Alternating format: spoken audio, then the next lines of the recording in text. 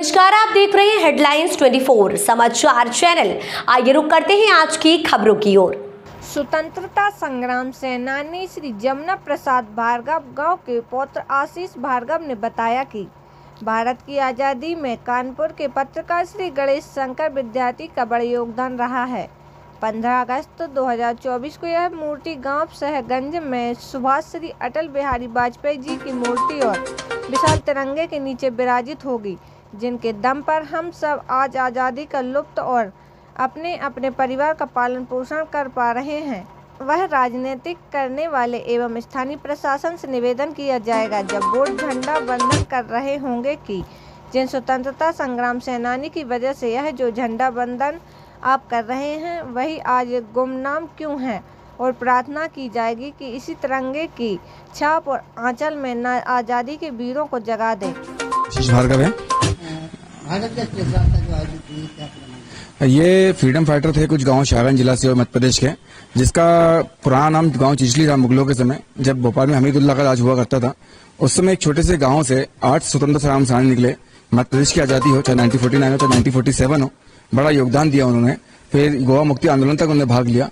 ऐसे क्रांतिकारियों की कहानी कहीं ना कहीं गुमनाम थी, और मुझे लगता है कि पूरे भारत राष्ट्र में अभी भी गांव-गांव ऐसी बहुत सी कहानी है जो फ्रंट लाइन पे नहीं आ पाई है या उनको हम परिचित नहीं है। तो ऐसी कुछ कहानी को लेकर मैं काम कर रहा था पिछले 3 साल से। शासन से निवेदन कर रहा था, बहुत से लेटर शासन को दिए, मुख्यमंत्री को भी दिए हैं, मैंने एसडीएम को दिए हैं, पंचायत को दिए हैं।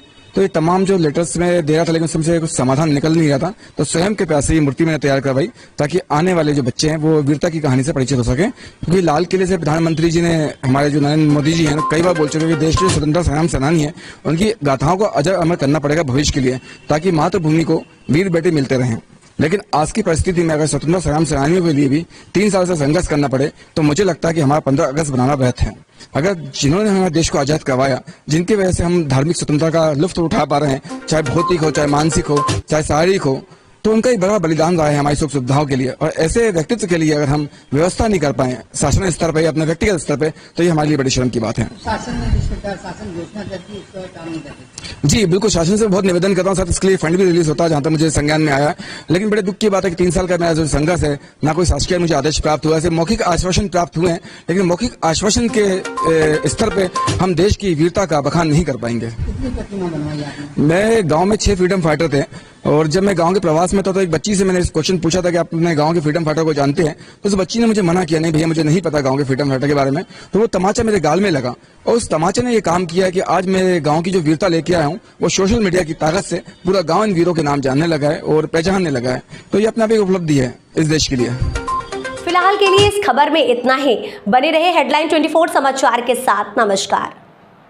ऐसी खबरों में बने रहने के लिए हमारे चैनल को लाइक, सब्सक्राइब जरूर कीजिए।